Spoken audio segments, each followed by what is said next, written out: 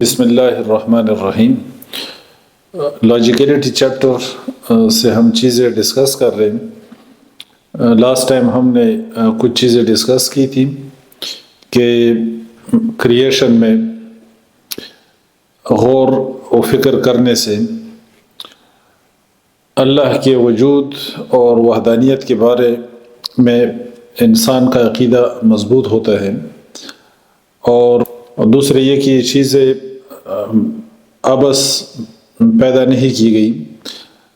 بیکار ان چیزوں کو پیدا نہیں کیا گیا، اور یونیک کریشن انسان کے بارے میں ہم نے ڈسکس کیا تھا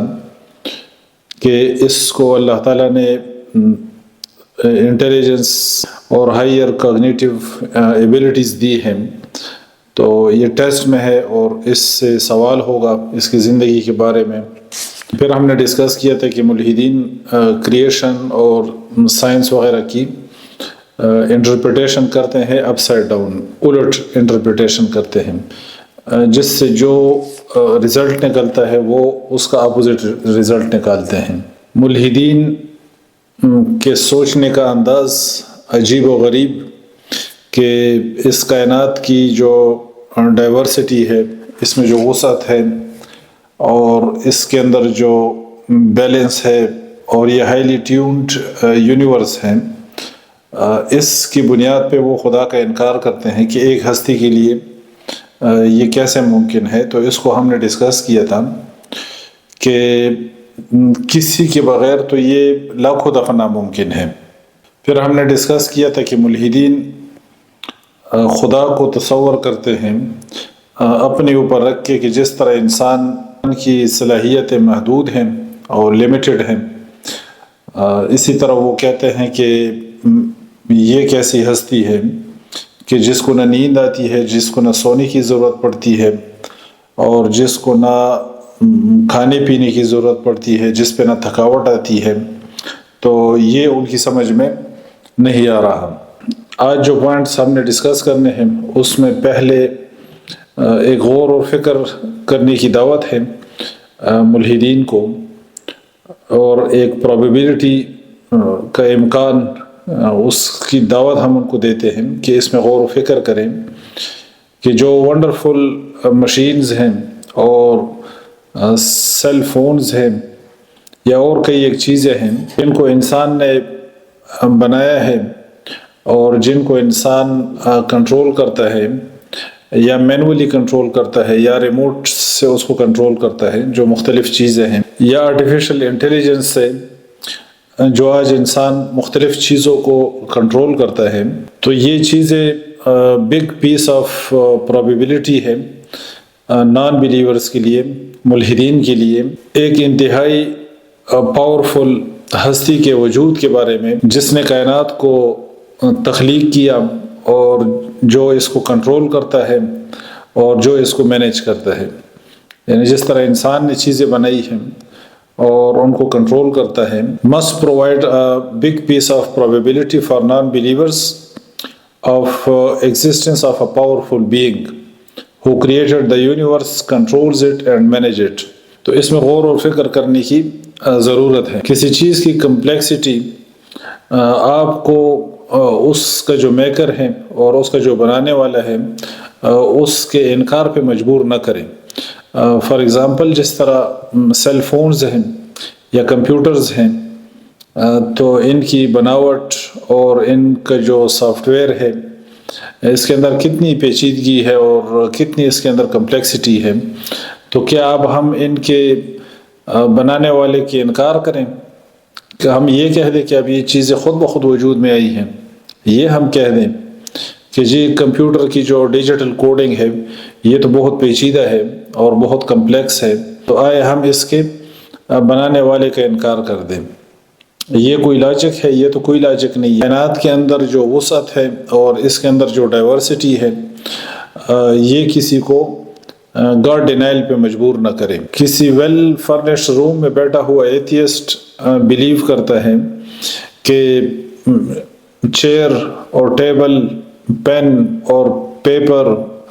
اور کمرے کی جو چھت ہے اور اس کا جو فرش ہے اور اس کی جو دیواریں ہیں اور اس کی جو کھڑکیاں ہیں اور جو پردے ہیں اس کے اندر لگا ہوا اے سی اور پنکھے کسی نے بنائے ہوئے ہیں. یعنی وہ کسی بھی چیز کے بارے میں نہیں کہتا. چاہے وہ ٹیبل ہے تو وہ بھی کسی نے بنائی ہے، چیئر ہے تو اس کا بنانے والا موجود ہے، دیواریں کسی نے بنائی ہیں، چھت کسی نے بنائی ہے، فلور اس کا کسی نے بنایا ہوا ہے، پنکھا ہے یا جو بھی آپ کے آس پاس چیزیں ہیں تو یہ ساری چیزیں کسی نے بنائی ہوئی ہیں. لیکن خود اپنے بارے میں وہ کہتا ہے کہ وہ خود جو ہے نا اتفاقاً وجود میں آ گیا. بس یاد رکھیں کہ یہ کمرہ کسی نے بنایا اور یہ آپ کے ارد گرد ساری چیزیں کسی نے بنائی،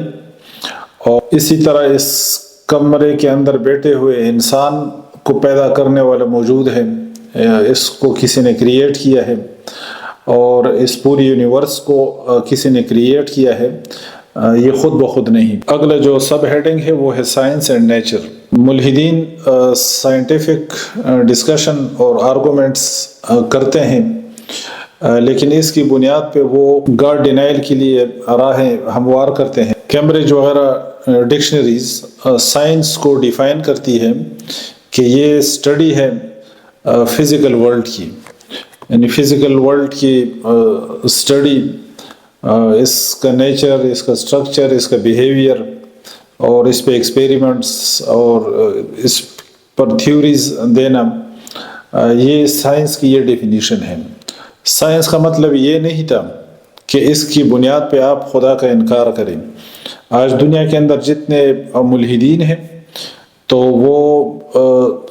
انہوں نے سائنس کو اپنا ٹول بنایا ہوا ہے. سائنس کی تو ڈیفینیشن ہی یہی ہے کہ آپ اسٹڈی کریں، جو فزیکل ورلڈ ہے اس کی اسٹڈی کرنا اور اس کی بیس پہ ڈسکوریز کرنا اور اس کی بیس پہ چیزیں انوینٹ کرنا اور انسانیت کی خدمت کرنا، انسانیت کے نفع کے لیے اس کو استعمال کرنا. یہ سائنس کا مطلب تھا. اس کا مطلب یہ تو نہیں تھا کہ آپ اس کی بنیاد پہ آپ خدا کا انکار شروع کر دیں. تو ڈکشنریز دیکھ لیں کہ وہ سائنس کی کیا ڈیفینیشن لکھتی ہیں، کہ اس سے آپ چیزوں کو اسٹڈی کریں کہ اس کی بنیاد پہ آپ خدا کا انکار کریں یا نہیں. آپ فزیکل ورلڈ کو اسٹڈی کریں اور ڈیفینیٹلی پھر اس سے جو فائدے نکلے اور جو اس سے انوینشنز ہو اور جو ڈسکوریز ہو وہ ہیومینٹی کی